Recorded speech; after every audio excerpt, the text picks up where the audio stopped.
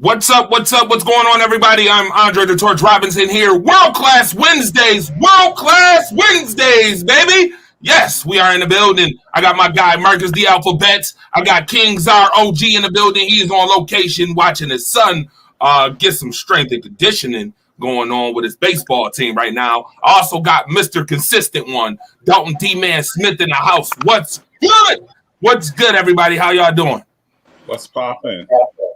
Hoping everybody's having a great evening. We got a great night of sports tonight. We got the NBA Finals still, so everything's all good. It's good to be here with the familia, man. Absolutely. World Class Wednesdays is brought to you by, of course, it's a Rise Up family exclusive, and we want you to like and share and get ready because we got a scorcher. Again, like I said, I got Marcus the Alphabets here. I got Rocco Raquelli should be here shortly. All right. I got Dalton, the consistent one, Smith, the most consistent Smith. I got King Czar, the OG in the house. And, of course, you know me, the Torch. All right. So now we're going to get this joint jumping because we got a lot to talk about. And I want to start off by doing the show like we always do, in which we always go over the NHL and MLB recap. So I want to first and foremost shout out Vladimir Guerrero Jr.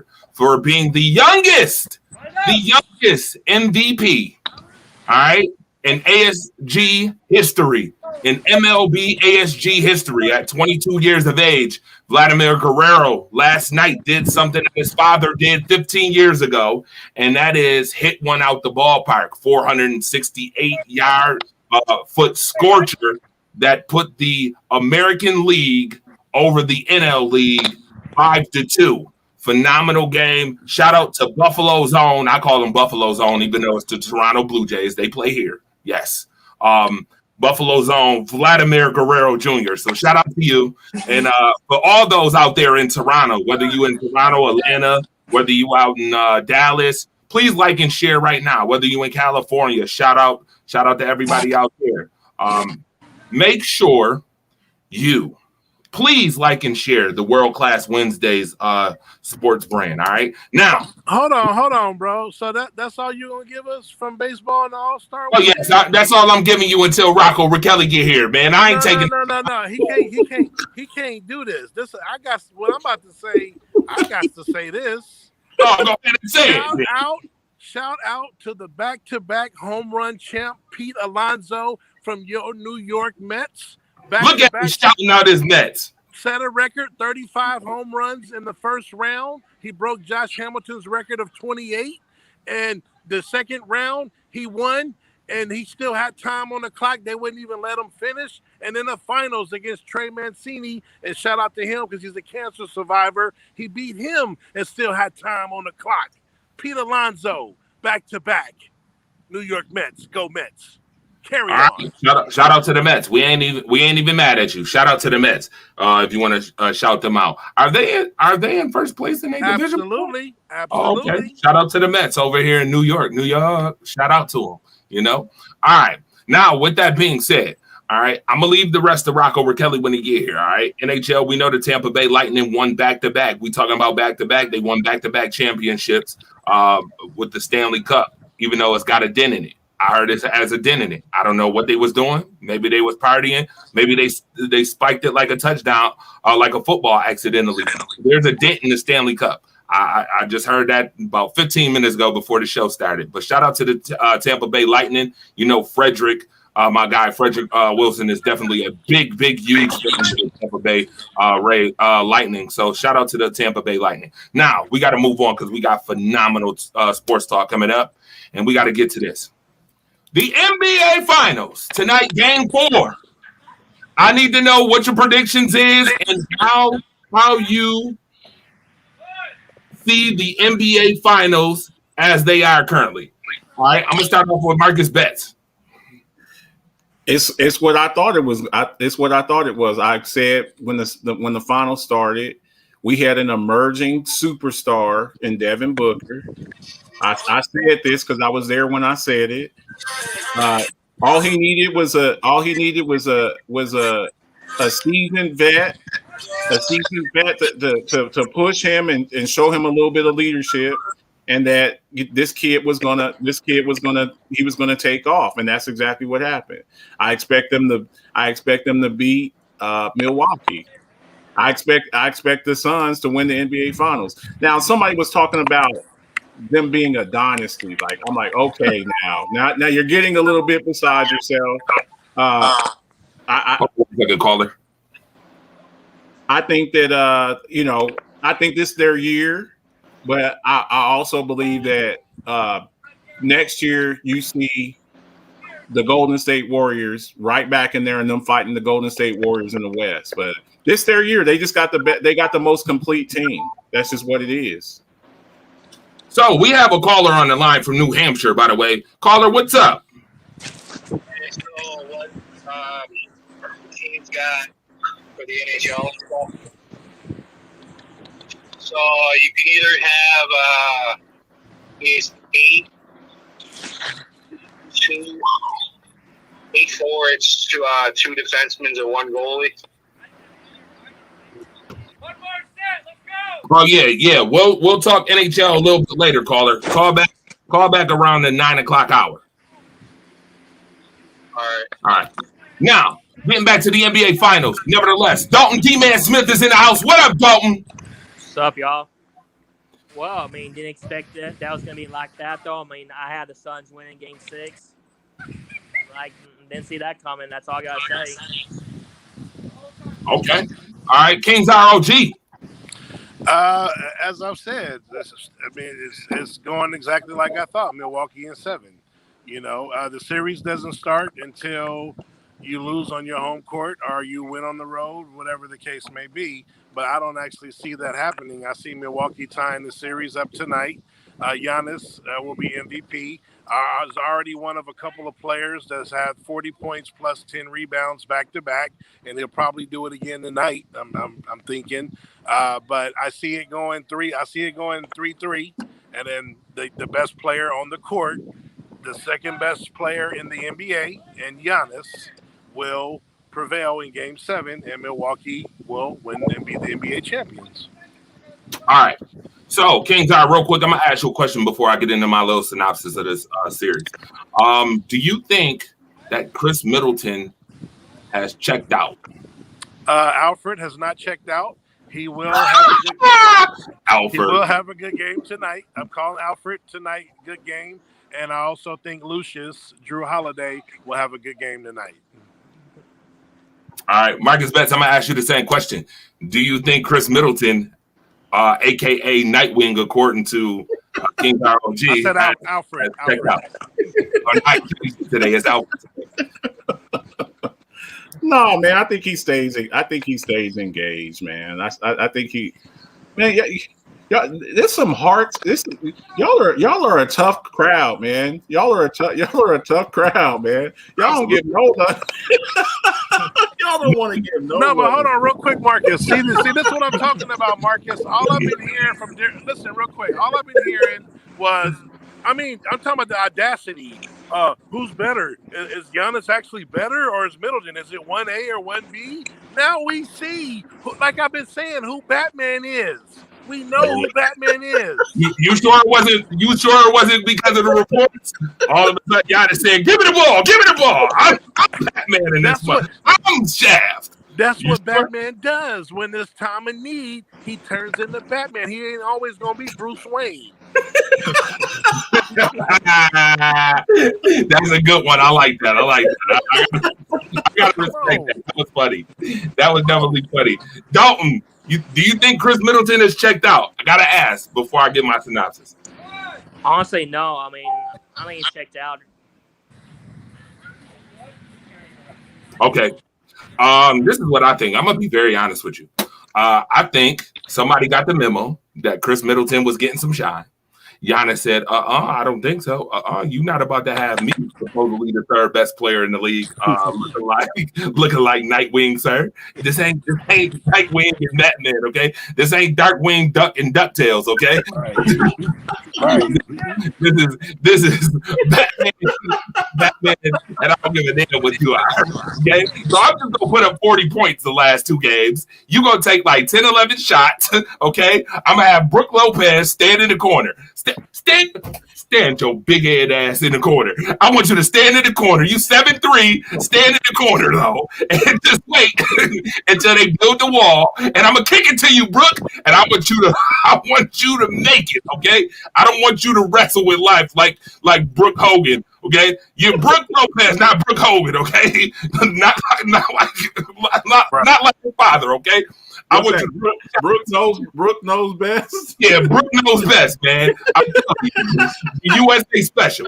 Listen, I want you to make shots in the corner. Hey, Drew. All I want you to do is play defense. All right, PJ. Hey, PJ. Put your pajamas on, okay? You can stand in the corner or sit on the bench. Either or. That's all I want you to do, PJ. Stand in the corner, put your PJs on, hit shots in the corner, or sit on the bench. All right? I'm taking over this mother. I'm going to average 34 and 14 and be down 2 games to 1 in the finals. I feel like I'm LeBron James all over again, even though we ain't seen him since the first round. But all right. That's how I feel. Devin Booker and Chris Paul will show out tonight. They will make this 3 games to 1. They still in this one. They will steal game 4 and clinch in game 5. It's inevitable. Giannis ain't gonna keep scoring 40 and they gonna win games.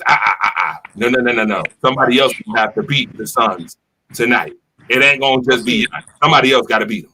And if they don't, game 5 is in Phoenix, and it's real hot in Phoenix right now. What is it? What is it in Dallas, by the way, right now? What is it in Dallas right now?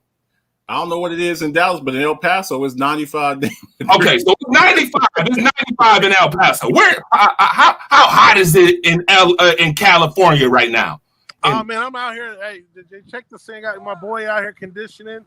It's nice. We got the trees. It's about 86. Oh, so it's 86. It's gonna be 106 in Phoenix. All right, they be hosting the NBA championship in 106 weather. Okay, that's what I'm telling you. Game 5, it's a wrap, player. Game 5. Now let's read some of these comments in the comment section right now. Shout out to everybody.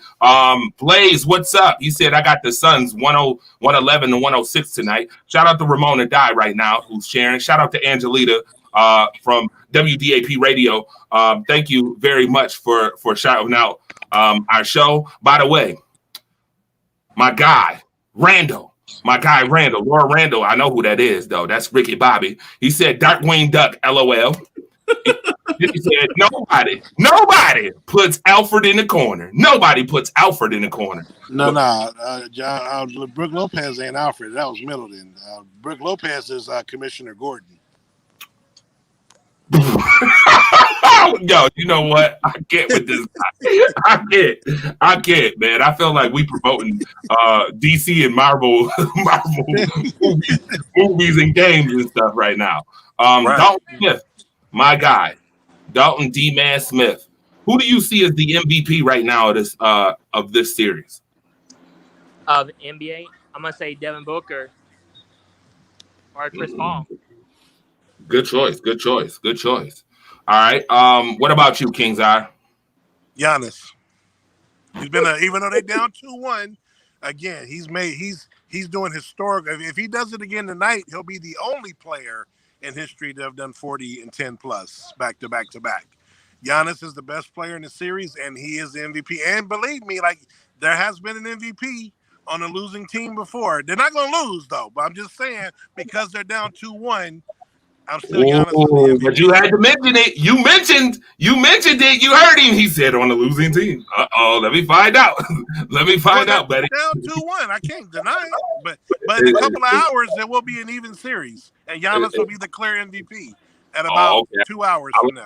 I like how you cleared that up. I love how you cleared that up because I was about to say, is that an omen? Is that an omen? Juke Ellington said it's in Fuego in Dallas right now. He's in Dallas. Said right now with Luka being the 2K22 cover athlete, not so fast, sir. By the way, not seeing Ricky Bobby, said Ramona.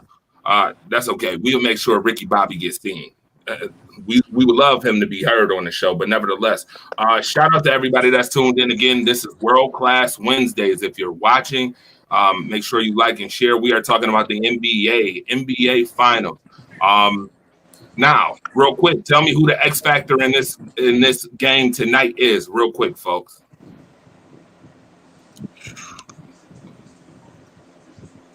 The X factor is can Giannis go back to MVP form and be the dominant player in this series? I think it's a pretty easy answer, and it's kind of a cop out a little bit, but Giannis has to be Giannis. For the Bucks to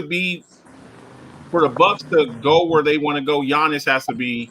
He's got to be special. So for me, it's Giannis has got to show up. Awesome. By the way, NBA 2K22. There's the cover right there for Juke Ellington, who was talking about Luka Doncic. Don't be so quick. Because that right there, folks, how many people know who that is right there on the cover? Right there. I can't really see it on my phone. Is that Candace? Yes, Candace Parker. That's Candace Parker, baby. That's who it should be. Absolutely. How many people agree Candace Parker should be the cover athlete on NBA 2K22? The cover girl? Yes, the cover girl. The cover girl. Cover athlete, cover girl. She also does NBA analyst announcing for the men's league too, and yeah, I think she deserves it. She's really good. Awesome. D-Man, I like my homegirl Liz Cambage though, man. I really like her, but yeah, I don't have no problem with Candace. I mean, if we're gonna go there, I mean, like I said, I'm with Candace, but if you want to put the best player. Like I said, I'm good with Candace, but Taurasi is the best women's player. I agree with you. No doubt about it. Or a Sue Bird or somebody like that. She's good. Mm-hmm. I would. You know what? Is this going to be the first woman if it's on the cover? I would put Cynthia Cooper on there. No, I was going to say that you're going in the direction I'm going. Lisa Leslie? No. If they wanted to make history and this is the first girl, Cheryl Miller. Yeah. That I would was have been dope. thinking because for the first 5 or 6 years of the WNBA, Cynthia Cooper was that. She was the one. Everybody was talking about Lisa Leslie and Cheryl Swoops. Cooper ran that league. Yeah, she did. She really did. Awesome. All right, so we got more NBA topics and news coming up. We usually like Shannon Sharpe, right? I don't know. Like I've never liked him. He's done some real questionable stuff lately that I really his LeBron love is just off the charts. Much. Yeah, it's off the charts, man. It's off the charts. I mean, it'd be asinine, acid 10, like what Stephen A. be saying when you talking about Jordan and LeBron and stuff. I'm like, Shannon Sharpe, you saying this? It's got to be for TV, bro. I'll tell you another thing he did. Like he's kind of got on my bad side when he called Julio Jones, man. He put that conversation. Oh yeah. That private, bro. That's a real weak move. And Julio didn't even know. I don't even. Yeah, man. That was weak, bro. If I'm telling you something in confidence, bro, I'm telling you, and we're having a personal conversation, a private conversation, and you got me on speakerphone on a national show, bro. There ain't no coming back from that, man. I'm you're putting me in a bad spot with the Falcons. You're putting me in a bad spot with any potential person who wants me out there because they think I can, that I'm talking behind people's back and stuff. So Shannon Sharp did some real questionable stuff lately, as far as I'm concerned. I agree. Never liked him. Jay Jones says she deserves it. Candace Parker is one of the covers as well. Absolutely. There's 3 different covers, I guess, for the game so far. So there's 3 different covers. All right. But I want to know your thoughts on this, folks, out there right now. Facebook, YouTube, let us know. Is Shannon Sharp absolutely asinine for this comment? Because there is a debate question of the day that kind of goes along with most disappointing comments. Dalton, how do you feel about Shannon Sharp and this Kobe Bryant not being the top 5 player of all time? Well, honestly, Shannon Sharp, he has lost his mind. What he said, that is absolutely pathetic because we all know Kobe Bryant is a top 5 all time, though. Like what Shannon Sharp said, I think he needs to take a drug test. I don't know why he's doing that. I don't know if he's just being trolling or whatever, though. But this guy needs help. Yo, Dalton said he need help immediately. You know what? I'm going to put up the debate question of the day, folks. By the way, again, you are watching World Class Wednesdays. You got Marcus the Alphabets, obviously. You got Dalton, the most consistent one, D-Man Smith in the house, King's ROG, myself, Andre the Torch Robinson here. And here is the debate question of the day, obviously, because we're talking about silly statements. The debate question of the day states, which sports analyst comments were more disappointing, Stephen A. Smith's or Rachel Nichols? Uh-oh. Youch. Wow. What are we talking about as far as Stephen A. Smith? What is the Tani and Nigeria? Oh, okay. Oh, also, let's not forget Stephen A. Smith made a comment about how he likes to make his bosses more money and he wants a piece of his money. Some people take that as a slave mentality comment that he made. I will get in that later on. My guy, Irvin Goldie Hawkins from Fresh Perspective and I will have a nice conversation about Stephen A.'s comments coming up tomorrow. All right. Now, with that being said, who do you guys think made the most disappointing comments? Well, before we go there, just real quick, the Kobe thing is interesting because, I flip with mine because, obviously I'm an avid Jordan fan and he's clearly the GOAT. There's no argument in my eyes. And he's obviously the closest that we've seen to Jordan as far as style. I mean, he's not quite as good as Jordan in aspects. And, just overall, Jordan is the pinnacle and he's, the closest of many next Jordans that came along that failed. He did mock his style. So sometimes I put him there and then sometimes I don't because we go back to my Robin analogy. For basically the first half of his career, he was Robin. Shaquille O'Neal, 3 finals MVPs, the most dominant big man in the game. Kobe, Shaq leaves. He doesn't win again until he gets another great big man in Pau Gasol, where MJ has never played with a decent big man. So for me, when I don't have him, to me, I don't like Shannon Sharp. I'm okay with this because I can give you a 5, and I'm not even going to include the old centers I haven't even witnessed. But I could give you Jordan, LeBron James, Magic Johnson, Larry Bird, Shaquille O'Neal, and Tim Duncan. And I can easily compare Tim Duncan to Kobe Bryant. And I can see people that want to put Kobe over Duncan. That's fine. But I can also see people that want to put Duncan over Kobe, as dominant and as successful and as great as he was as Batman his whole career leading his team. So that Kobe is a really tricky and it's a good question there. But okay. So I do got a question. Okay. You're putting Shaq over Kobe. Yes, they played together for 8 years, and Shaq was clearly Batman. Absolutely. Wow. Absolutely.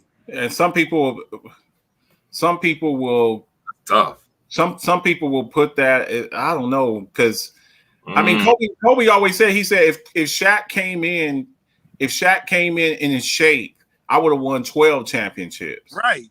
So I mean, what are you really saying whenever you say that? You know, what do you, because Shaq was dominant, but I think we also have to take this with a grain of salt as far as when you say top 5.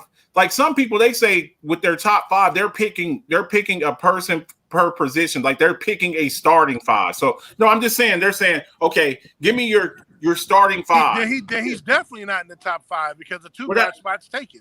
That's what I'm saying. So if you do it along those points and you say, okay, give me your starting 5 by position. So you say Magic at point, Michael Jordan at 2 guard, LeBron or Larry Bird at the small forward, Karl Malone, Moses, Karl Malone, Tim Duncan, somebody like that at the 4, and at center. I mean, with center, Shaq, Kareem, Bill Walton. So if you're doing it along those lines, as far as like a starting 5 by position, then of course he doesn't make it. To me, in my opinion, Kobe Bryant is the second best 2 guard of all time. I got Jordan, Kobe, then D Wade. That's me. Now, that's my list. I don't know how y'all feel about that. So yeah, if you're the second best at your position, you're not going to make the top 5. So I mean, if that's his argument, then I don't have an issue with that. I don't have an issue with that. But it's hard to judge these things, because I'm like, you weren't even the best at your position, so it's hard to put you in that top 5. Right. No, I agree with that. I got AI 3, Dwayne Wade. Obviously, 1 and 2 is definitely MJ. Okay. And that AI Dwayne Wade is debatable. We had that debate last night, so I'm okay with it. So if you're going with like point guard, I mean, you got of course you got Magic. You could go Isaiah Thomas. You can go along those lines. So it's like it's really tough. So I mean, again, all of this stuff is subjective. Everybody has their do you like chocolate, or you like Rocky Road, or do you like vanilla, or do you like sherbet? It doesn't. It just all depends on you. Pralines and cream. Pralines and cream. Give me some orange sherbet. I don't know if people say sherbet ain't ice cream, but I like a nice sherbet. It's not. I eat sherbet when I got a sore throat.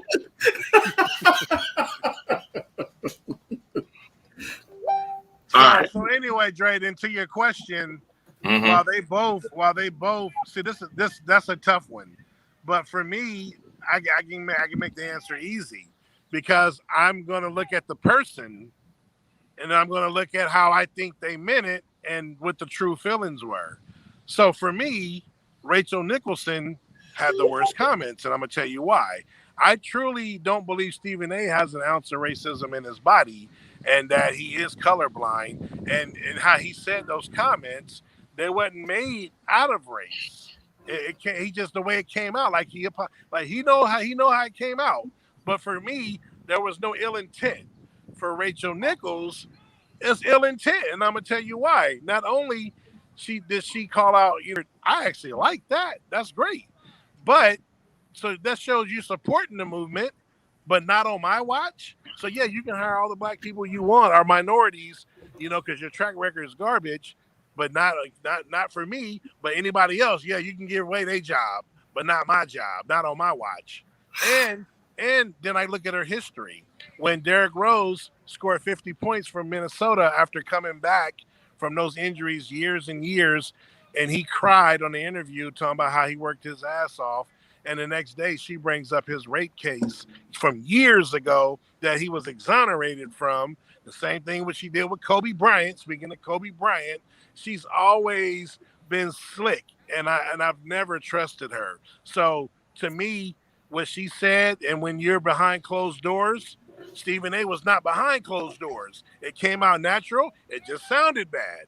Rachel was recorded. You say what you feel when you know ain't nobody listening. So for me, Rachel Nichols clearly had the worst comments and the worst intent, in my opinion. All right, Marcus Betts. I'm totally with Czar on this one here. I try to take everything with a grain of salt. With Rachel Nichols, you know, she was looking at, you know, with the diversity and stuff like that. But she, in a way, and I'm not defending her, in a way, I'm looking at it with her. It's like, I've been at this network for a long time. And you got Maria Taylor, who's just kind of coming on. And in any profession, if you've been doing something for a long time and then you bring in a young pup, and they want to put these people over you, anybody's going to have an issue with that in any profession. Hell, you see it even in sports. I mean, look the way Brett Favre treated Aaron Rodgers when he came there. You know, it's like when you see somebody coming in to take your job, I don't care who you are. You've been doing it. You've been the main person, and then they bring somebody in young.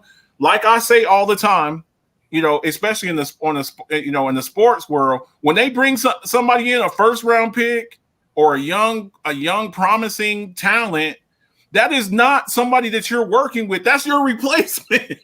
That's your replacement. So of course anybody's going to get a little bit jittery. You know, when you bring if you have a job, and it doesn't matter what job you are, you've been doing it for 15, 20 years. And then they bring in, oh man, we just brought in this young kid from another company that's really talented. People get fidgety because that's your replacement. You know what I'm saying? So I understand that to an extent, but the way that she printed it's the way she put it out there. Sometimes it's not what you say, but how you say it. And the way that came out, the optics of that did not, it just didn't look good. You know what I'm saying? Shout out to my guy who just came in from Las Vegas, Nevada. The guy who's going to give us the NHL recap and the MLB recap. I gave a little bit of MLB earlier, Rocco, with Vlad Guerrero Jr. Rocco Raquelli at the end of the show, but nevertheless, he's here in the flesh. What's good, Rocco? Just came home from a long day's work, and now I'm here to talk sports with y'all. So it's gonna be great. And tell them where you, Rocco. I'm in the entertainment capital of the world. Entertainment capital of the world. Sports entertainment capital of the world. There's nobody who does a better pre-show, better halftime show, better post-game show. Nobody does it better than Las Vegas, Nevada. Let's go, baby.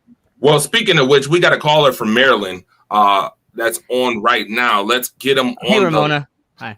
Let's get him on the line. Caller, what's up? Yo, what's going on, Rise Up family? It's Irv and Goldie Hawkins from Fresh Perspective. Irv in the house. Irv in the house. What up, Irv? Hey, man, I saw y'all was talking about Rachel and Steven. Yes. So we got to speak on this, Drake, because I know you had made some comments about my boy Stephen A, and I kind of wanted to speak to him. So please, before I come in, Drake, can you make your statements about Stephen A so I can follow up? So absolutely. What you've seen, what I wrote on Facebook, I'm the fire starter. So I like to give out just little, comments, period, point blank.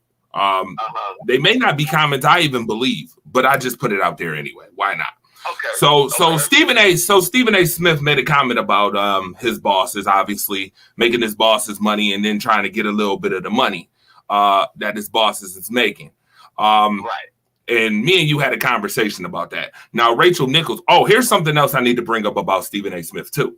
Stephen A. Smith has been on the record talking about the weed. Y'all know how he say, "Stay off the weed." The weed. Yeah. But recently, Stephen A. Smith, when it came to someone who is not of African American or Black descent, kind of gave a pass to somebody about the weed, the same weed that he's been talking about for years with Black athletes. Stay off the weed. So I'm kind of wondering, Stephen A., how come you giving certain passes to certain people? And then he also made some comments about the Angels pitcher. Oh yeah, look at Rocco. Look at Rocco with his hand out. He ready. He had to fall on his sword for that one, though. With Ohtani. For that one. My thing is, he's made some comments. I'm not really mad at a lot of his comments. I'm more mad that Stephen A is starting to become garbage at what he's doing. Listen. Can I ask one question? Yes, I want you to ask the question. What is he exactly? What is job title? What is he? What does he get paid $12 million a year for? Ooh.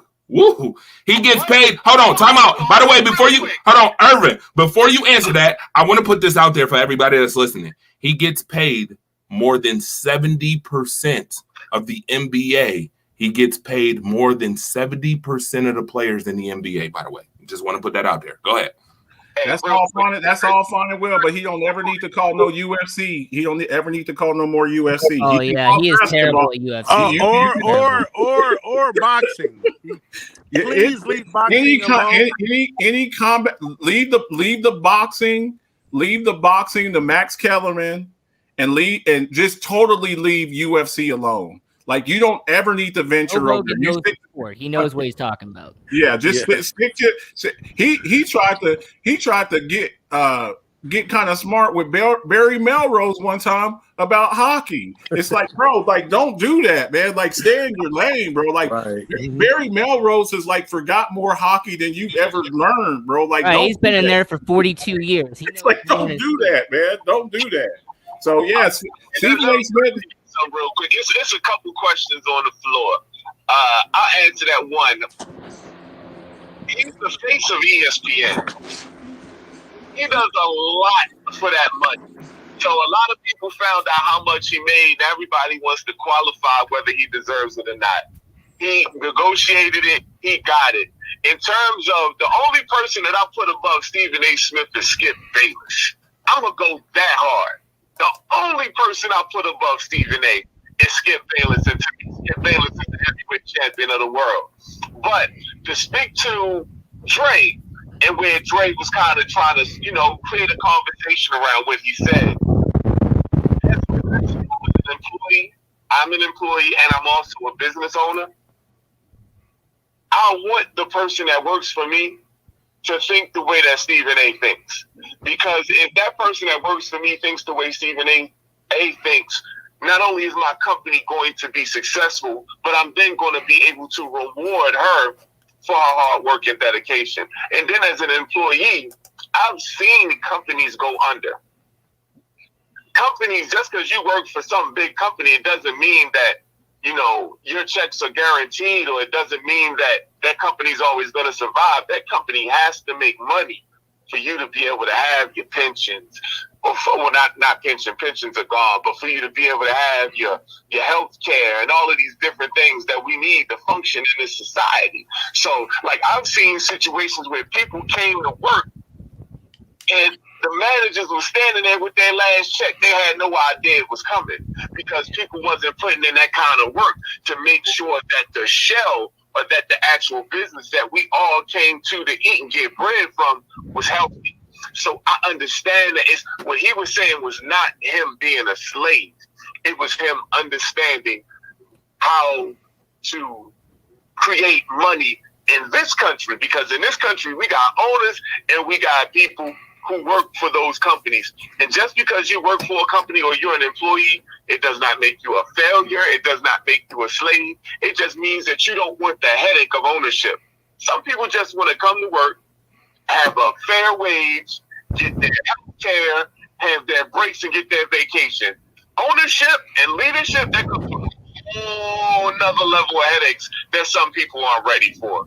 So so that's what I'm speaking of that. But in terms of that man's $12 million, that young lady is talented, but she's no Stephen A, and she doesn't deserve Stephen A money.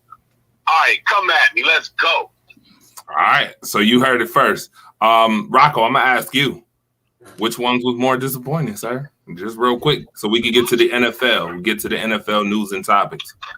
To me, it was Stephen A. Smith. I mean, him going after Shohei Ohtani, the way he phrased it is what was really disappointing. Because I understand that he had the Jeremy Lin comments a couple of years ago and brushed it off as, oh, he was a former Knicks player. Oh, he had all of this, expectations with Jeremy Lin. But for him to go after Shohei Ohtani with the whole interpreter comments and everything, it's just like with Stephen A. Smith, look, I get you talk about basketball. I get you talk about football. You're good at it.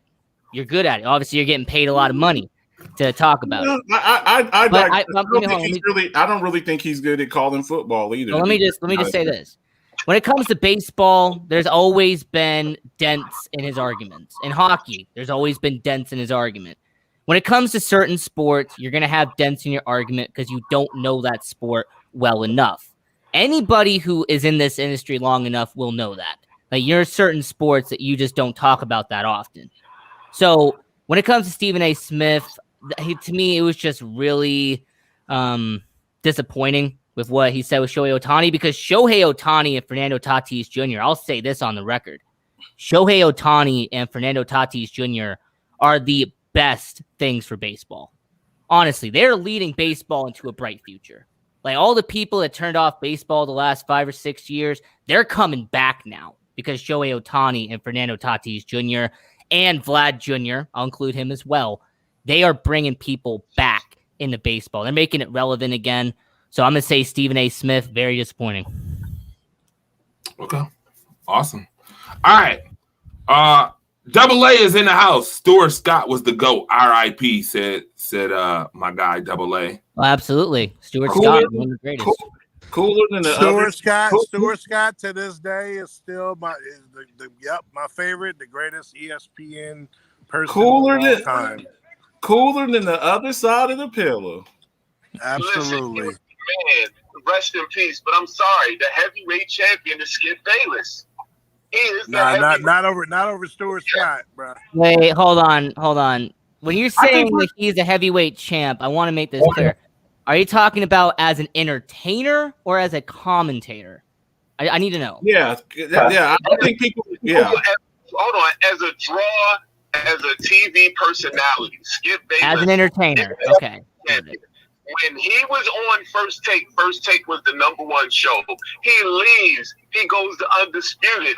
I believe Undisputed is possibly the heavyweight. The #1 show. Either you're gonna turn on to see Skip cook, or you're gonna tune in to see Skip get cooked. But you're going to tune in, and you're gonna tune in because of Skip Bayless. He is Ric Flair. He is the heavyweight champion of the world. Okay, so he's the heavyweight champ of being an entertainer, not a commentator. Got it. Thank you.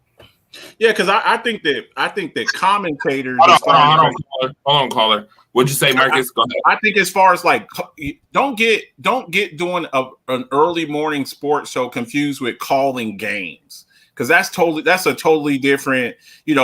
You look at people like Harry Carey back in the day, like calling baseball games. You know what I'm saying? So that's a totally different. I'll tell you somebody who watching John Madden and Pat Summerall when I was growing up. Killed it for me. Guys like Al Michaels, 1980 Olympics. Pat Summerall. John Madden, Pat Summerall and John Madden on CBX and then Fox later on. So calling a game is not the same as having a show and doing a sports talk show. Like, we're doing sports talk right now, but I wouldn't say we're not calling games. So it's like a totally different genre. It's like comparing rock to rap. You know what I'm saying? I mean, comparing Skip to Stewart, that is apples and oranges. But one, I still rather watch Stewart do what he do. Oh yeah. I love watching Chris Berman and Tom Jackson NFL prime time. I mean, that to me, after watching the games and then watching them do the highlight shows. Oh man, there's nothing better. Absolutely, they was happy to see Irvin just now on the call line. They happy to see him. You know what else I'm happy for? I'm happy that you are watching World Class Wednesdays. By the way, you got Marcus Betts, the Alpha, got King Zar, the OG. I got my guy Rocco Rakelli, the sports angle, man. The sports angle. We got Dalton D-Man Smith, the most consistent one, the fire starter, Andre the Torch Robinson, and the caller on the line from Fresh Perspective Sports. I cannot wait to get this guy on so we could do a nice little segment about some things. My guy, Irvin Goldie Hawkins. All right. We're going to move on to NFL news and topics. And a big topic of discussion right now is this guy right here, Richard Sherman. Oh-wee. For those who do not know, free agent Richard Sherman was booked at 6:08 this morning at a Seattle Correctional Facility for burglary domestic violence, according to King County Public Records. He was also denied bail. So I think Richard Sherman, who usually is used to locking up receivers, is locked up behind bars. I need to know what's up. What's going on with these guys? A lot of people getting in trouble. A lot of folks. And he's a veteran. I need to know what's going on. Why are these guys getting in trouble? Well, part of it is this is the dead time of year for players, especially the NFL. You got some training camp starting next week. I know the Cowboys and Steelers, they start next week because they're in the Hall of Fame game. But right after that, those last OTAs, that's like the worst time. That's like the worst time for players. That's like the worst. And then the fact that he's a free agent. A lot of these guys, they got too much time on their hand. If you're getting ready for the season, you're signed to a team already. Like his career might be over because number one, we all know, once the talent diminishes, people's tolerance level for shenanigans goes out the window. We saw the way he looked with the 49ers last year, and he's a shell of himself. And it's always sad to see like a once great player kind of fade into oblivion. We saw that, and especially at the cornerback position, when you're seeing a guy who used to be considered maybe the best cornerback in the game. I never had him up there. I always thought he was made to look better than what he was because of the number one, the system he played in, being a zone corner. He wasn't generally the type of corner to follow a team's number one player around. He was always a really good zone corner.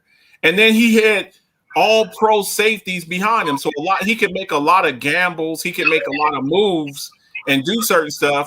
That we all know about that, the Legion of Boom, having Earl Thomas behind you and having Cam Chancellor behind you. To me, it made him look better to me than what he really was. So he could smack talk a guy like Michael Crabtree. Well, yeah, look at who you got behind you, bro. But when you're put this guy on the island, he had a big competition, a big rivalry with Darrelle Revis back in the day. He was, I'm better than Darrelle Revis. Bro, you have two all-pro safeties behind you. You're not that guy. You're a good player. Don't get me wrong. I don't want to take away from you, but you were never that guy. But now you're a shell of yourself. So these teams, my Cowboys, they were talking about maybe getting them because his former defensive coordinator, Dan Quinn, he's the one who kind of started that thing in Seattle. So they were talking about maybe bringing him in. I think that's out the window now. I've been listening to my Dallas shows and stuff like that. They said that's pretty much it's a done deal. So that might be the end for him. That might be the end for him. So we'll see what happens as far as that. Let's hear what Dalton D-Man Smith has to say about this, the most consistent one. My guy, Dalton. What's up, man? What's up with Richard Sherman? Well, what he did was stupid. That's all I want to say. Like back in with the Seahawks, he's a good zone cornerback. He's not a good corner. He had like Brandon Browner, Brian Maxwell, Earl Thomas, and Cam Chancellor. And in 2017, after he tore his Achilles tendon, like with 49ers, he hadn't been the same though. Like when you saw him in the Super Bowl, he got burnt by Sammy Watkins. And during a free agent, they're talking about the same, like should the Saints bring him because Chris Richard, who used to be a Seahawks secondary coach and defense coordinator, secondary Cowboys, he knew Rich Sherman very well. And after Richard Sherman did a stupid stuff. I think Richard Sherman is done. Like he's not get signing anymore. He's done. My guy Dalton D-Man Smith spitting that knowledge. You heard what he said. Yo, Rocco, what's up? Well, I'm gonna say two separate things, but I'm gonna combine them into one. Whenever I hear the word suspicion, or whenever I hear like early reports, I always sit back and I wait for the official report. Because all we know, maybe there's a misunderstanding, maybe there could be this whole thing blown out of proportion. Secondly, so this was in Washington, correct? Yeah, so there's more, actually. Okay, I'll pull it. because I was going to ask about this. I know Richard Sherman, he was born in California, he was raised in California, he played college ball in California, he was playing for the San Francisco 49ers, and the last time I remember, he was living in Orange County, California, because he had a house there. So what was he doing in Seattle? Or what was he doing in the state of Washington? So here's another report. Here's another report straight from Adam Scheffner, and then I'm going to get to the caller. Washington State Police are also investigating Richard Sherman in a connection with a hit and run and damage to a State Department transportation property. State Police said it was about 1 a.m. PT time. They said they received a report of a single car incident. A car struck a concrete barrier.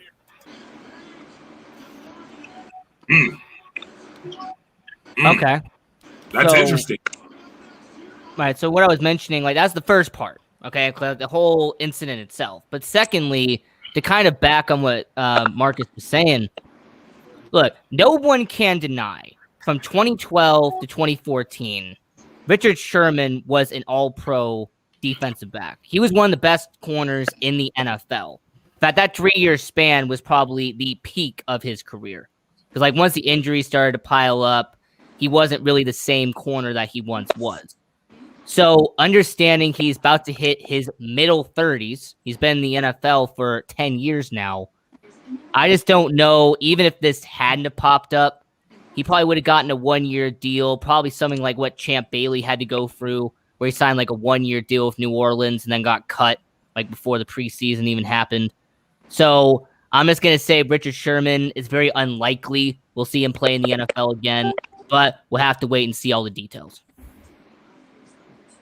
I mean, look, the guy's been a free agent. The guy's been a free agent since the end of the year. The season ended in February with the Super Bowl. We're in July. And so everybody was going out to go get the rookie corners in the draft. They were going to go get the Patrick Surtain Juniors. They were going to go get the JC Horns. So then after that, generally people they look at so now he was going to have to wait until probably there was an injury at training camp. Now you've even jeopardized that. So it's a very distinct possibility that he might have played his last game. And if he does come back, because we saw a diminish in his play already. Now you're bringing baggage with you with a domestic, some type of domestic. And we all know now with the domestic, the NFL's not playing with that domestic stuff, man. They're not.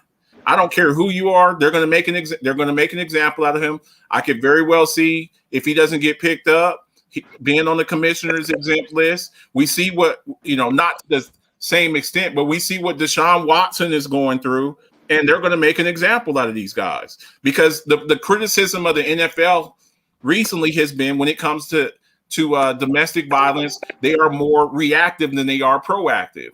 So they're going to make an example out of him, and they're going to make an example out of Deshaun Watson. I don't expect Deshaun Watson to play this year. And after this, because he was already on the bubble, I could see that this man, Richard Sherman, is the last game he ever played. Your mic is mute, Dre.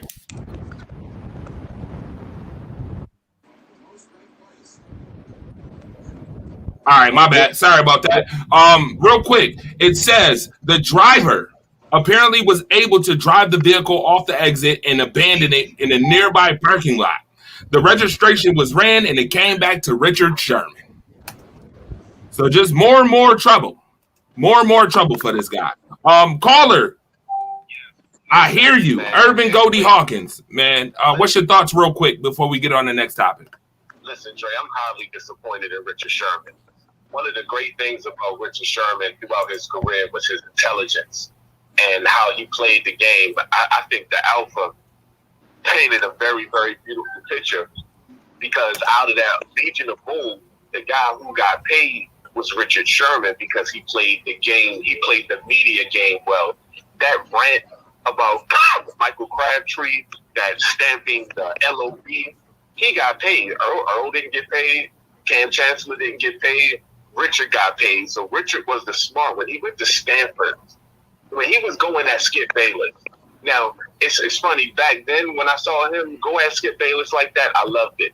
As I got a little older, I felt like he got too personal. And one of the things he said to Skip Bayless was, I'll do life better than you.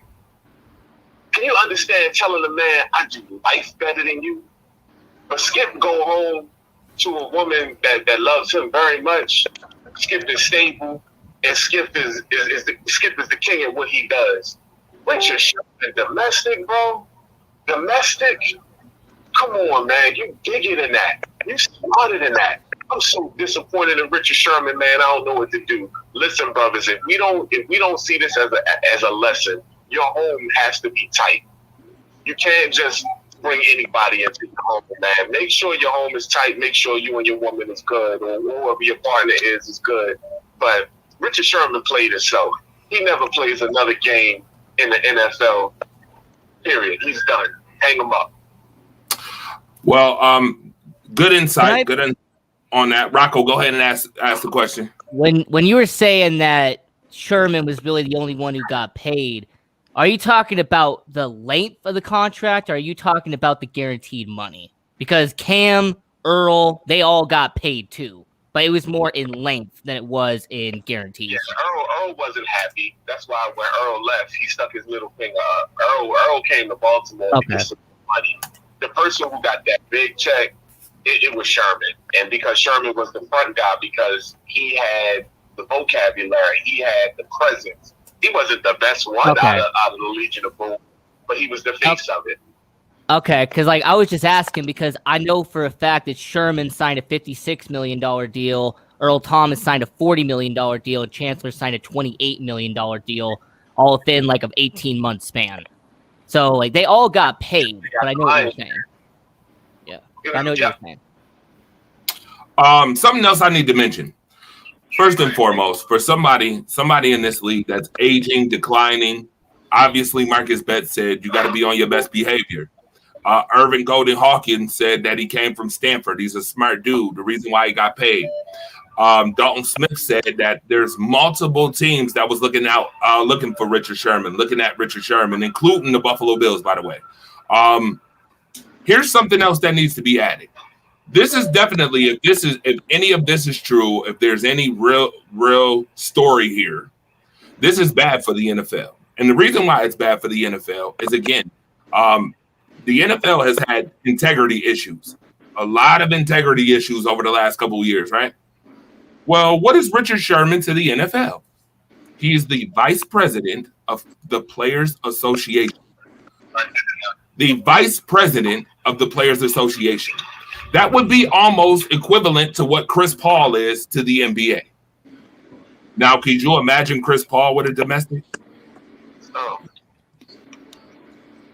That's a problem. That's what I'm saying. They're going to make an example out of this guy. If it's not on the up and up, they're going to make an example out of Richard Sherman. Number one, just like what Herb was saying, he's very vocal. And when you're vocal like that, you bring a lot of attention on yourself. So, I could very easily see him being removed from his leadership position as a player rep. And again, I could very easily see him being on the commissioner's exempt list. Commissioner's exempt list is basically purgatory. You're kind of like caught in, you're kind of caught in the middle. You're not quite active. You're not quite suspended. You're still getting paid. But the bad thing about it is if you're not on a team already, and then you might have to serve a suspension after that. So you're basically in purgatory, and you're 33. You're a 33-year-old declining cornerback. So it's really a bad situation. It's real bad. To give Andre a comparison real quick, because the vice president is Richard Sherman with the NFLPA, it'd be similar to how CJ McCollum is the vice president of the NBA Players Association getting in trouble. Like, that would kind of be the side-by-side comparison. But I get what you're saying. Okay, I take that. Either way, two really good players in high power positions that are towards the end of their career. I said Chris Paul because they're towards the end. They're closer to the end. Chris Paul probably has a couple years left. Richard Sherman probably has no time left after this. King's ROG. Oh, go ahead, Dalton. Well, we probably get to. I got one question though. Did Michael Crabtree call a call on Richard Sherman after Richard Sherman talked trash on Michael Crabtree? Interesting question. Well, if Chris Harris was in the room or Aqib Talib, he'd have his chain yanked again. So, hey, Dre, the first lady wants to call in. Why don't you put the number in the comments? The first lady wants to call in. Guess what? We got a banner for that, baby. Pay attention right here. Boom, boom, boom, boom. There it is. Call line number 716-481-2249. You hear it? That's the sound of the police too. They call it. It's damn near criminal. Are they still looking for Richard Sherman over there? They're looking for Richard Sherman over there, Jim? Can you hear me, Dre? No, you good. Yeah, go ahead, King's Eye. Real quick. I'm on my way home, making sure I sounded good. But I mean, everyone hit some key points. But I don't like. I hate when people try to downplay Sherman's career, like Marcus, and bringing up the safeties. When that man guarded the number one receiver, you still gotta backpedal and guard that number one. And if you watch the Legion of Boom, a lot of their games.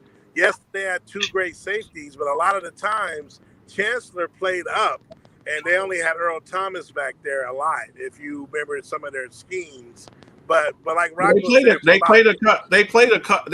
What I'm saying, he was a great corner. He wasn't better than Darrelle Revis. I was saying for 3 or 4 years. I mean, I think I don't think Marcus was downplaying it, honestly. Like, if I'm being honest, I don't think he was downplaying. I think he was just spitting facts. Like, you had Cam Chancellor, you had Earl Thomas that was able to help him out. I think that's all he's saying. When you got all pro safeties behind you, you don't think that helped you? When you got these weren't just average safeties. You got an enforcer in Cam Chancellor who is basically the modern day Ronnie Lott. A John Lynch type who would knock your block off, and then you got another awesome safety who was more of a center fielder who would intercept the ball. So you're able to take more risk in your play. You're able to take more risk than a guy like Revis who's shadowing the team's number one receiver all over the field. If they get behind Revis, it's a wrap. So yeah, look. I'm gonna say, you know what? I'm gonna just make it this simple. Richard Sherman was the Draymond Green of the secondary. How about that?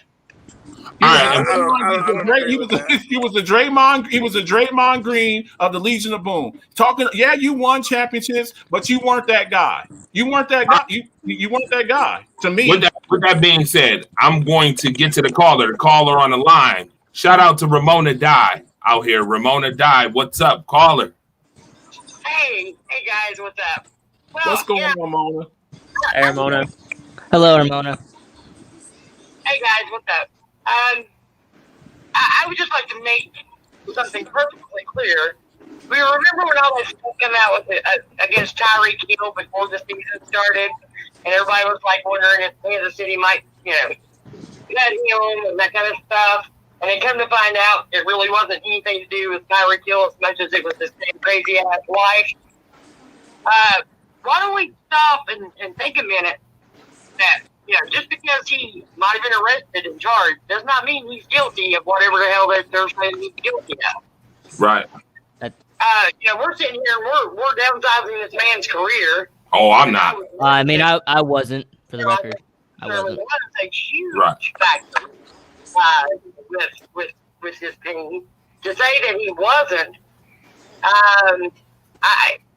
I guess I want to know, Alpha. You could have Richard Sherman last year with your defense that sucked as bad as it did last year. Oh, damn. I didn't hear what you said, Mona. Repeat your question, Mona. My question was, if Richard Sherman had been on your football team last year, would your defense have sucked as bad as it did last year? Oh. Yes. Yeah. Yes. Our issue was we were playing with a four string quarterback. I'll present the same question to you. If y'all have Richard Sherman, do y'all not get blown out in the last part of the season? Do not bend the rules to fit your narrative. I asked a simple question. Your offense and the four-string quarterback has nothing to do with your defense. It kind of does, because when you're playing with four-string quarterbacks that are turning the ball over, and let's keep it a buck. Ezekiel Elliott didn't have such a great year. Hang on, Ezekiel. Even before Dak Prescott got hurt, your defense wasn't that freaking great. I don't think that. Dak Prescott and your offensive line doesn't get injured. With Richard Sherman not Ramona, I think our defense was so bad. I don't think that one player would have helped it. Leighton Vander Esch was bad last year. Jalen Smith was bad last year, and our best corner last year was the rookie Trey Diggs. I'm sorry, I was about to say Trey Diggs. That was our best corner. So the question remains: would Richard Sherman not have made your defense a little better than what it was last year? A little bit better, but I don't think it would have translated to more wins. We were bad last year. We were really, really, really bad. Can I offer something real quick? Go ahead. Are we talking about the 5 games that Richard Sherman would have been on the field for 2020? Because he missed like 12 games last year. So I'm just saying, like, he missed 12 games.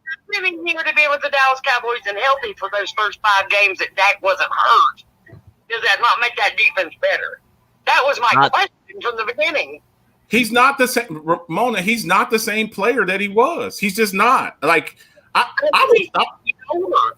He's older. He's had more injuries. So I agree. He's not he's the never same been. Mona, we're sitting here and we're ostracizing this guy, and we don't even know if he's guilty of anything yet. Look, he was never a burner. He was never like that fast of a guy. He played the game with a lot of savvy and moxie, but he just sometimes when you start getting those injuries, it just derails you.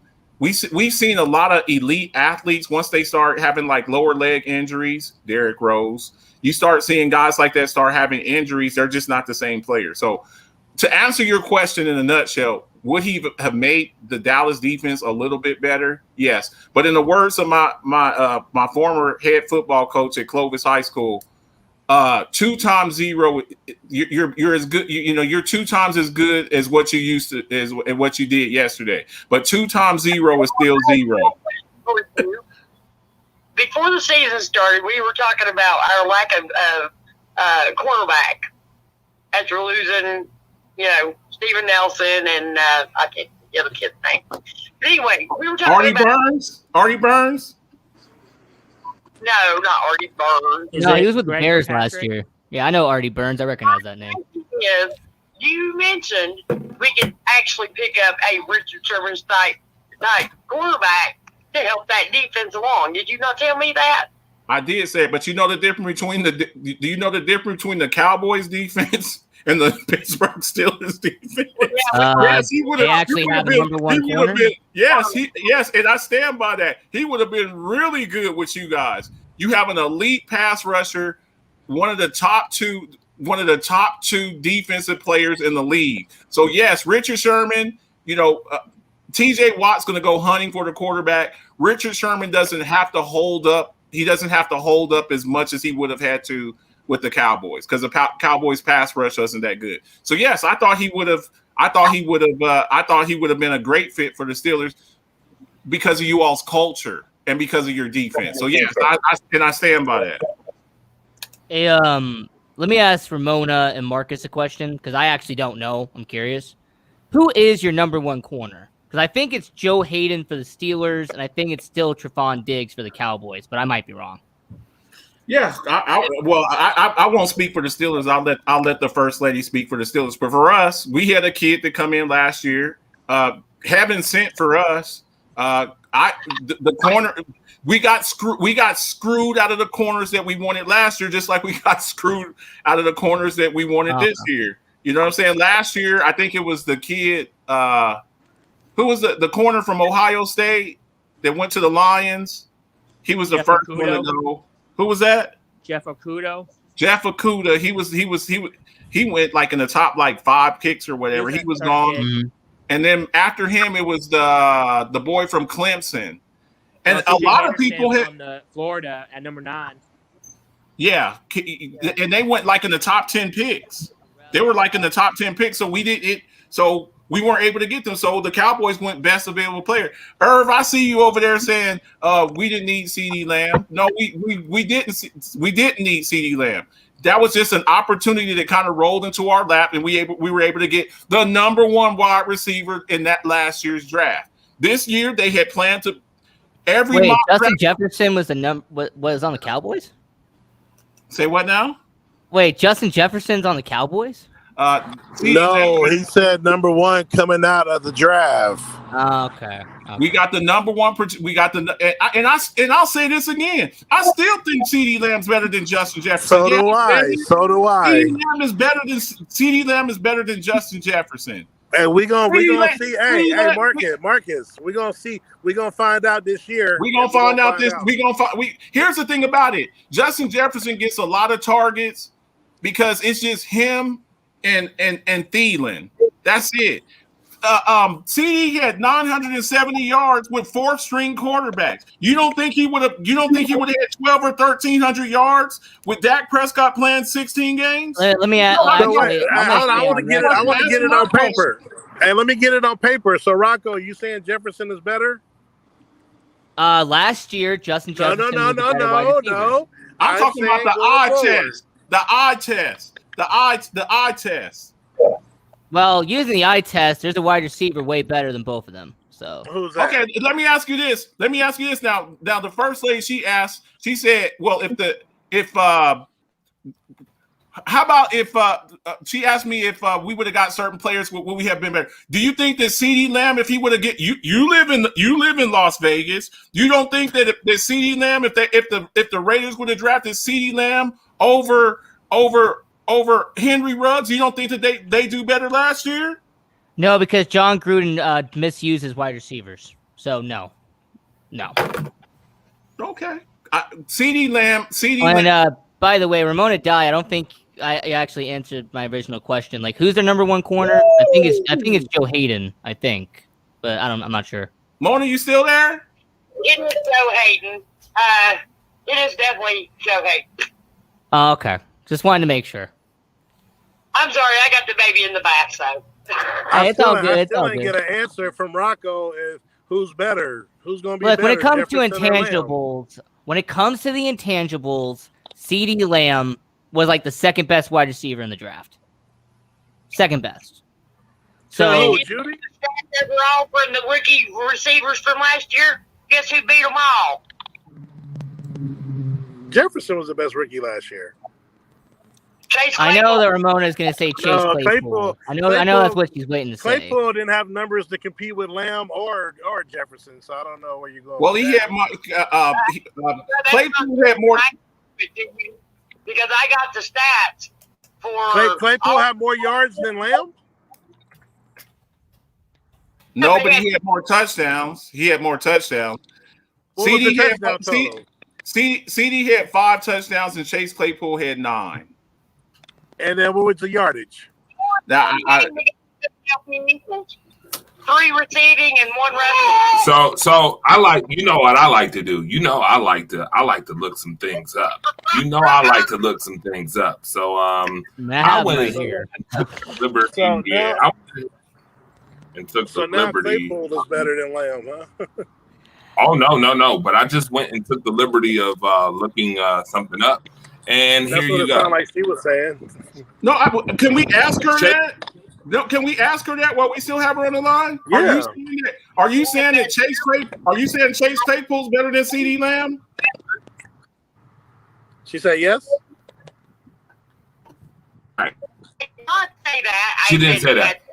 That as far as receptions to touchdowns ratios. Right. So Chase Claypool has 62 receptions, 873 yards, and 9 touchdowns last year. Okay. But does she think she's a No. better receiver than Lamb? I'm looking up Will CD will Lamb. be a better. I'm- Okay. Hold on. I'm gonna look up CD Lamb right now. I'll help y'all out. I mean, I have it right here. CD Lamb. I already have it. There you go. There you go. Right. CD Lamb had 74 catches, 935 yards, 5 touchdowns. Ooh. Right. That ain't much of a With fourth wait string a quarterback. minute now. CD's also playing with Amari Cooper and Michael Gallup. Michael Gallup on probably 25 other teams is their number one wide receiver.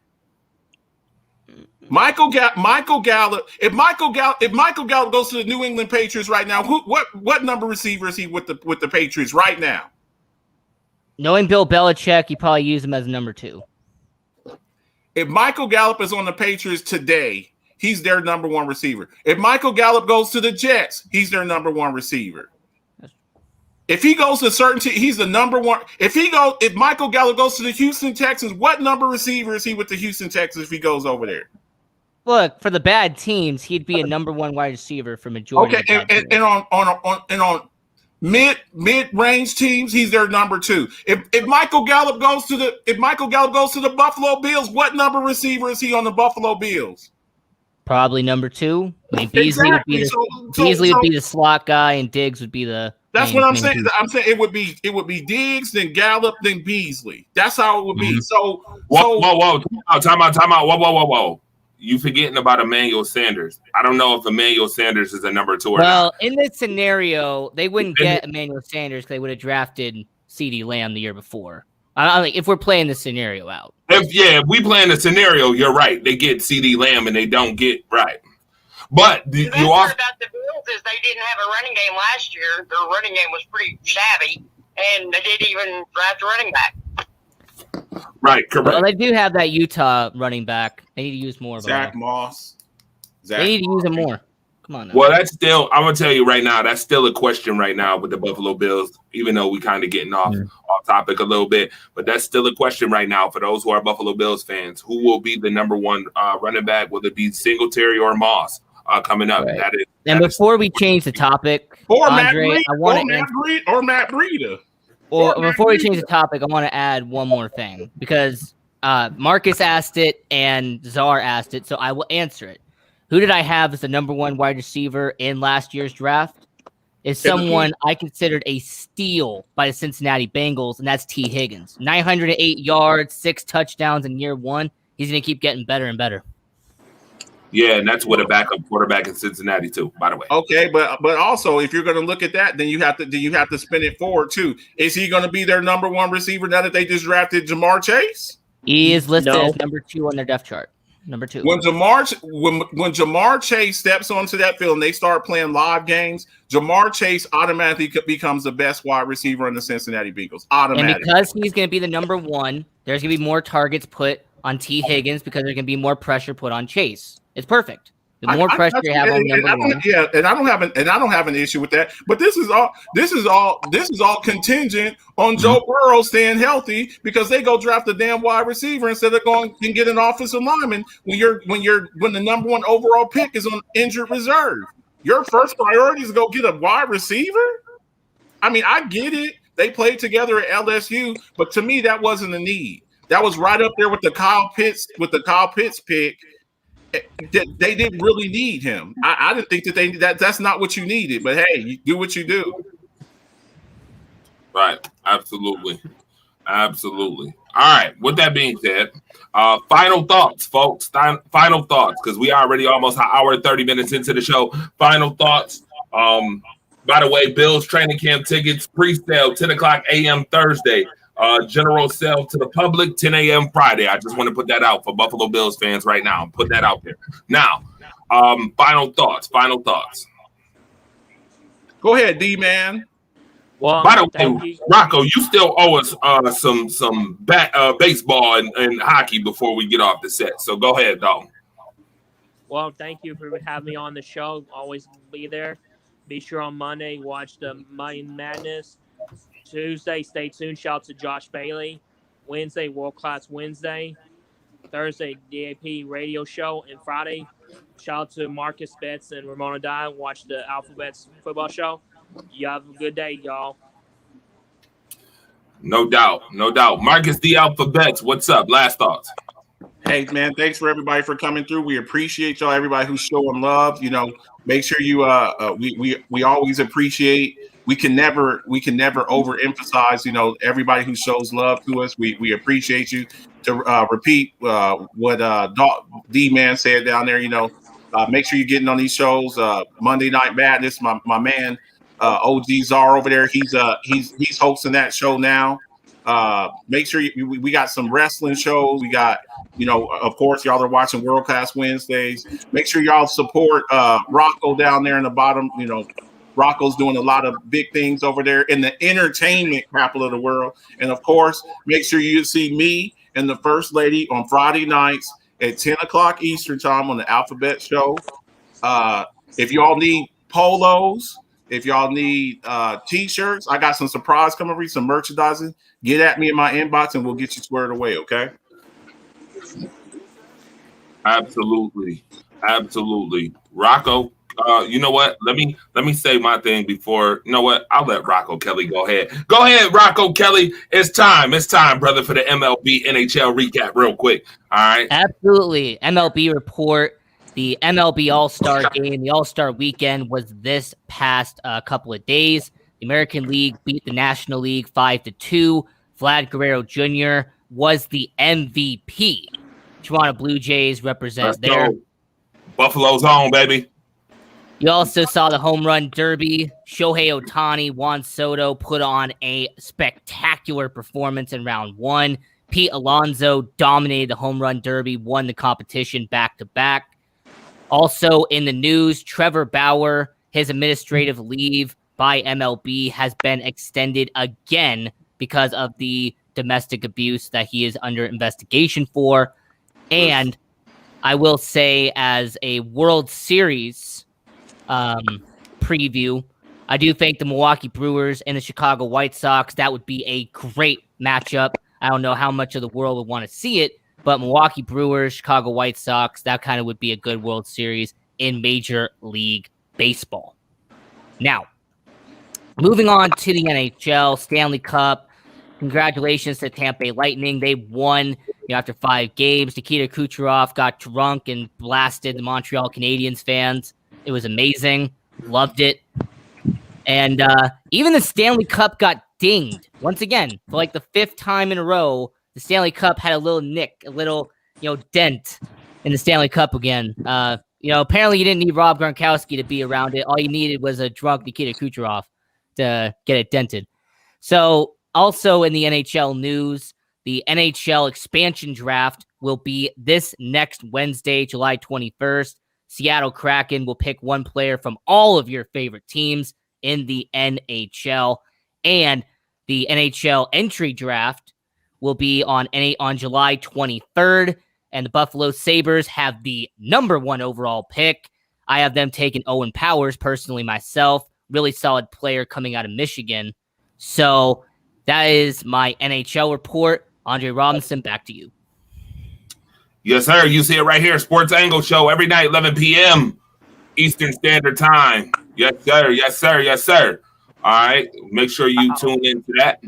Also, Dalton D-Man Smith. Go ahead, my brother. Sorry about Rocco. I forgot Sports Angle. Sorry about forgot that.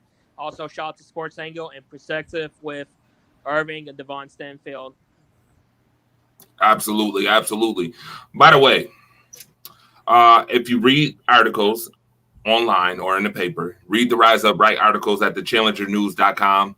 Last week, I had a nice, phenomenal conversation with the great. I'm not gonna say late because he's still living. The great Rob Ray, the Razor. All right, great conversation with him last week at the Toronto Blue Jays game. Phenomenal guy. Make sure you go read it. All right, challengernews.com. All right, the fire starter is definitely still writing. All right. Also, shout out to the WNBA. I want to shout out the ladies again. I want to shout out the ladies, Candace Parker and all those phenomenal women. Maria Taylor. I still think Maria Taylor is better than Joy Taylor when it comes to the sports. But nevertheless, I definitely want to shout out the women for doing a phenomenal job. All right. We just got to learn how to come together better. All right. There's room for everybody. Let's be clear. There's room for everybody. Rachel Nichols, there's room for everybody. Stop that nonsense. All right. Now, a couple of comments in the comment section that I want everybody to see before we get to King's ROG and his final thought before we leave. All right. Butt Flair was in the house, said, woo! Oh, by the way, Conor McGregor, go get that leg fixed, bro. Go get your leg fixed, bro. You talk a whole lot of smack, and you got your leg fixed. Conor McGregor equals Ronda Rousey. Yep, I said it. Conor McGregor equals Ronda Rousey. That's it. Well, can I offer a rebuttal, though? Unlike Ronda Rousey, Conor McGregor actually went back to the octagon when he got his ass kicked. So yeah, that's true. That's true. Look, no, Ronda went back after she got her ass kicked and went and demanded the title fight with Nunes like an idiot and got beat up again. Look, let's keep it a buck. Ever since Conor fought Floyd Mayweather in that circus act of a fight, he's gone downhill. He has one victory in that time, and that was against Cowboy Cerrone, who's a shell of himself. I disagree a little bit with that. I know what you mean because he got paid, and obviously when you get paid, you're not as motivated, but he also fought better competition. To me, the second Nate, I'm still waiting on part 3 for Nate Diaz because Nate beat him down the first fight. Second fight went to decision. A lot of people thought Nate won that fight, but they gave it to McGregor, but they wouldn't do a part 3. Why? It's 1-1. So they're talking about doing that now, that when he's ready, he may fight Nate. They might do a part 3. And then he's fighting Poirier. So he's fighting better people. Right, but on top of him getting that payday, I think it's a combination of the competition as well. Yeah, but does he still look like the same hungry fighter he was? The first minute of this fight, he was looking all right. The first minute? I'm just saying. All right, King Czar, you got 1 minute before we go off the air, by the way. 1 minute. Go ahead. Final thought, King Czar. We shouting out again, Pete Alonso, New York Mets, back-to-back home run derby champion, 35 home runs in the first round. He crushes Josh Hamilton's record. New York Mets, first place. Everybody in Rocco can tell you, everybody had Ohtani, they had Joey Gallo. Man, just the audacity. He was a 5 seed. This dude was the champ. Why is he a 5 seed? Pete Alonso. That's all I need to say today. And Bucks will win tonight. Giannis. With that being said, it's been what's the saying? How the saying go, Marcus? How the saying go, real quick? Oh, by the way, Rocco Raquelli, one time for us, real quick before we go. I know you got something else to say. But actually, what I was going to say to conclude it was what I meant by Ronda Rousey pretty much quit was after the Nunez fight, which has been 5 years ago, she no longer came back. Conor McGregor got his ass kicked by Khabib, but he kept coming back. Right. That's what I was trying to say. But Ronda also got movie deal money. McGregor did. I'm just saying to you that Ronda Rousey didn't come back. She went to WWE because she couldn't hack it. If she didn't get paid for Fast and the Furious movies, she would have brought her ass back. Believe that.